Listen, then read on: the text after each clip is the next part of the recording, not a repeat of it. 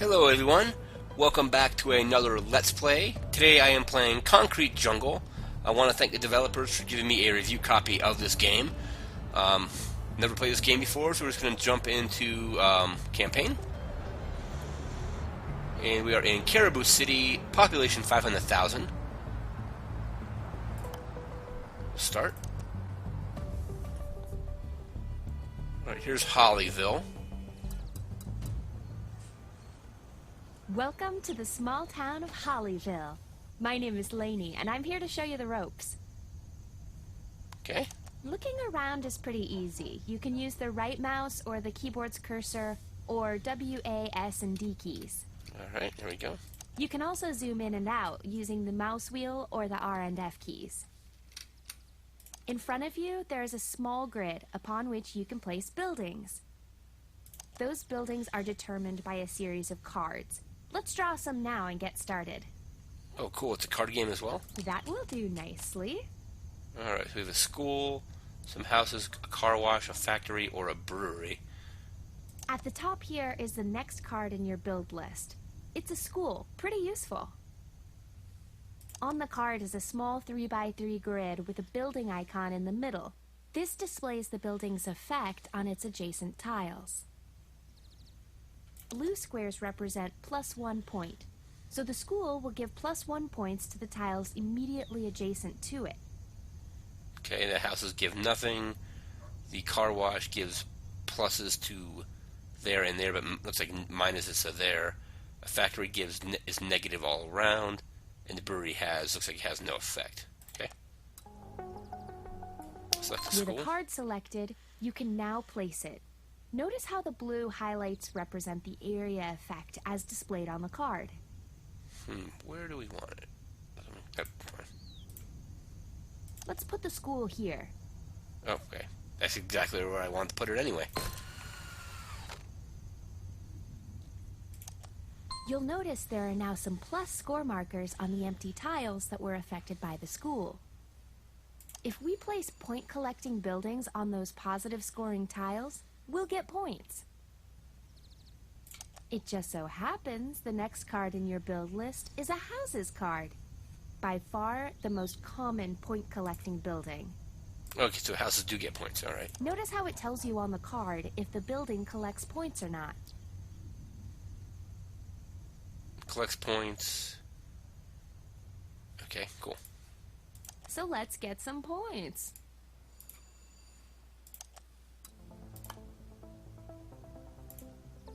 Great!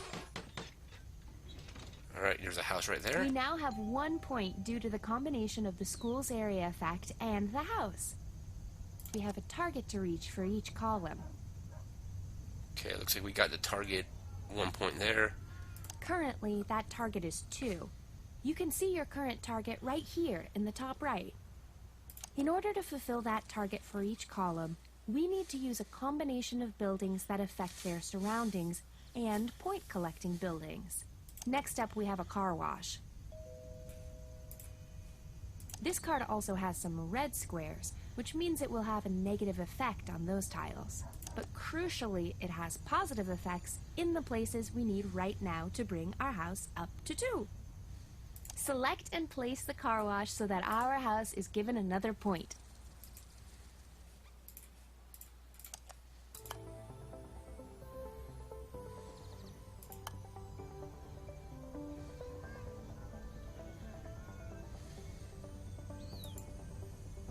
Place the car wash to give the house another point, alright.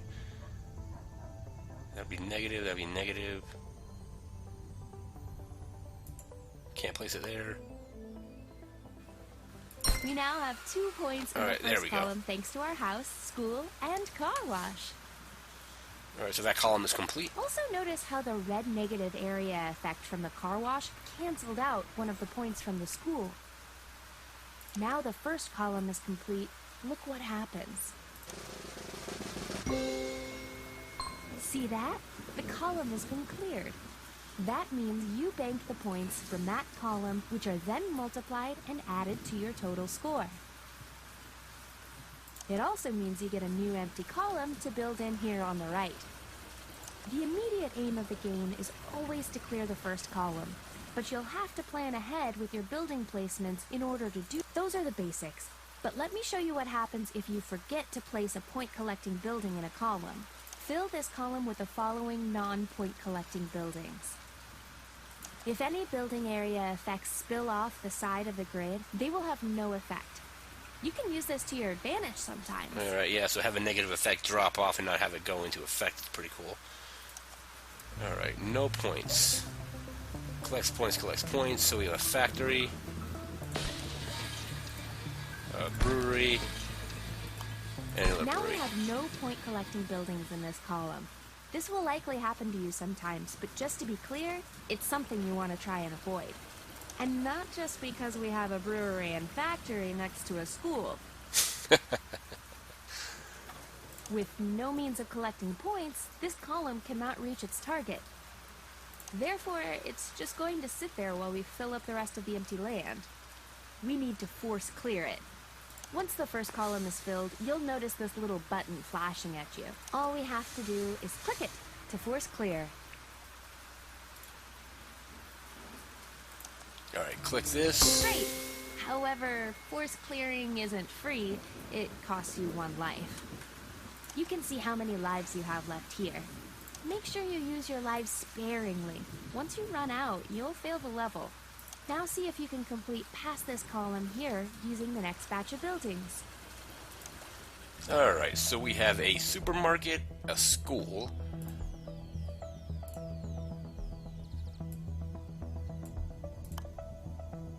okay,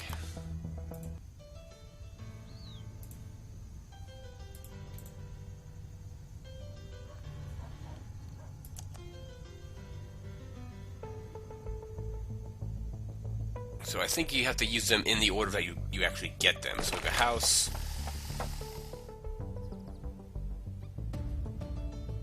another house, supermarket, that has a negative effect there, positive effect there. We've only gotten 1 point in that section, it looks like. A house,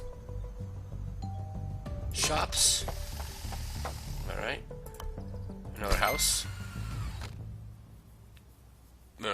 Economy bonus, brewery, doesn't give points. The factory, I do not want the factory in really anywhere here, but the brewery, houses.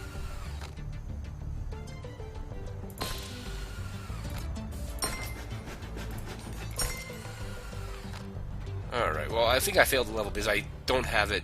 I've cleared this, but not that.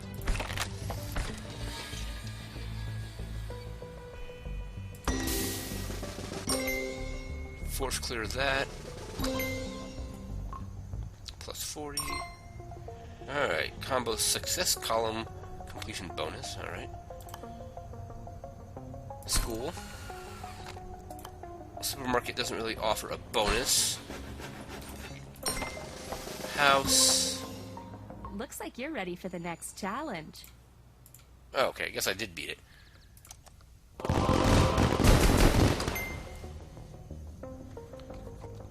Alright, remaining bonus life, 150 points. Final score is 206 and best score is 206. Pretty cool.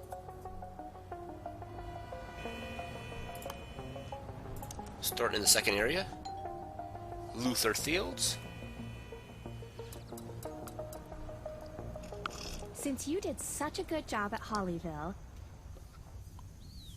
well, apart from the whole school, factory, brewery debacle, which was kind of my fault, I've hired you to develop in the county of Luther Fields, a small commuter town south of the city. You know what to do, just a few small differences this time. You now have 2 times as many build slots. You can now choose your next building from either of the cards in the white bracket area. Okay. Oh, the excitement! Us government employees need to appreciate the little things. I've also thrown some new buildings into the mix. Okay, we just have, look like I just have green. This is a green. Yes, the card is yellow. Get used to it. It's one of my favorite entry-level cards. It lets you choose a tile around it to give +1 to. Super useful. So I'm guessing if you have a negative tile, you can use that to turn it into either a positive tile or cancel it out. All you have to do with the green is place it where you want as normal. Some blue icons will then appear to show you where you can apply the card's buff. Okay, buff that.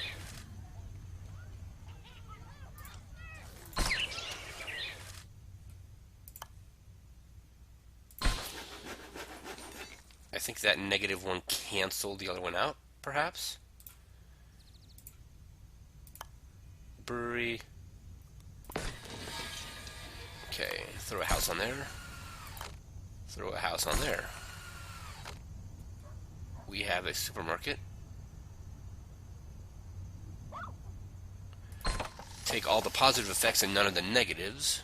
A factory or a library? Take the library, of course. A school. House on the +2. Shop on... That now has a +2. A Park Square. Don't know if I can place that anywhere. Oh, I guess I can, okay. What do I have now? A supermarket? Or a factory? Another school? Just select where you want to apply the buff. If you decide to cancel the placement after you have clicked, you can do so by clicking the X icon that appears over the chosen build position. If you ever get confused about what a card does, you can right-click on any card at any time in the game to have a closer look. You need to develop the land without running out of lives. This bar here shows you how close you are from completion. It will fill with blueness as you clear columns. One more thing. The column target is now set at 3. Nothing you can't handle, right? Good. I'm going back to City Hall. I've got so much paperwork to do with the coming election.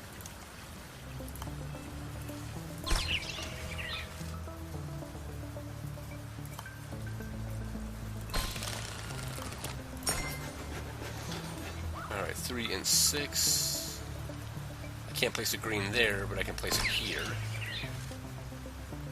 Supermarket.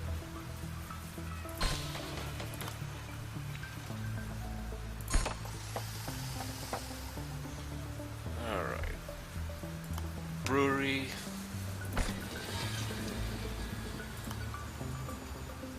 Shops. Park Square. School.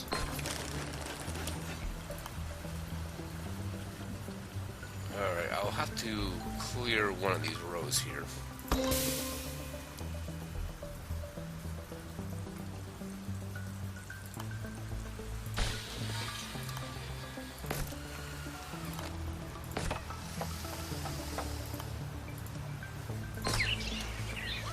Alright, -1, 2, 8, and 4.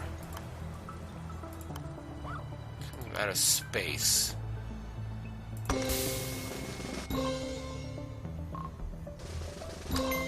Let's see. It's a game.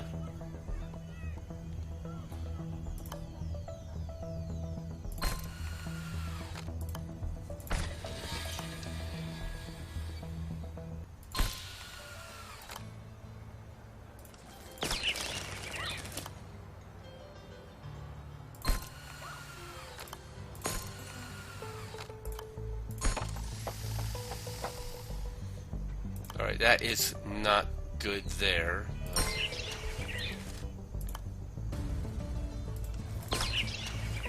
A green for 3. Alright. A school. I got that up. Factory is going to have a negative influence across the board. We'll drop that there. We'll drop a brewery here. Brewery doesn't really have any negative effect.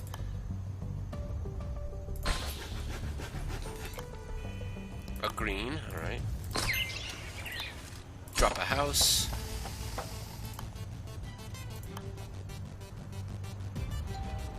Park Square.